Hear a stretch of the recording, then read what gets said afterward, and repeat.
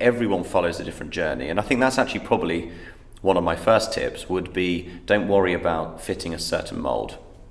Don't worry when you read a blog that says all successful founders wake up at 5 a.m. and go for a jog, and you don't. Doesn't mean you're not going to be a successful founder.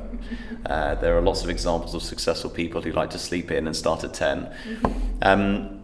So read those things. You can be inspired. Like I love reading autobiographies, for example. I find them very inspiring, but don't worry if you don't fit that mold. Be yourself. That's one of the greatest things about running your own business. You can mold it around your own way of working. So I think that's one. I think the other is sales. Being in a sales environment, in particular executive search, was really valuable. It gave me an enormous network.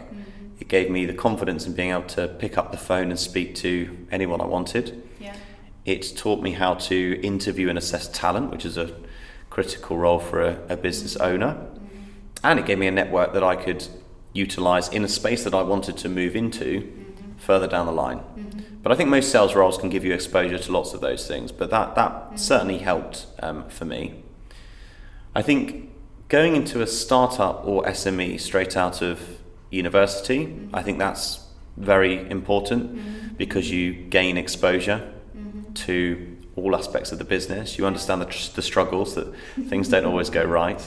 But at the same time, there are lots of examples of people who have gone into large corporates or consulting firms who have been very successful outside. So it's not a one size fits all. And I think another useful tip as well is just as important as the industry, the job and the company is who you work for. You know, that person could be a defining moment for you if you have the chance to work with someone who excels in their career, who can speed up your learning process, show you the shortcuts. I think that's incredibly invaluable. It's like having that inspiring teacher. You know, it will really make a difference. So who you work for, I think, is just as important as the job that you're doing in those formative years.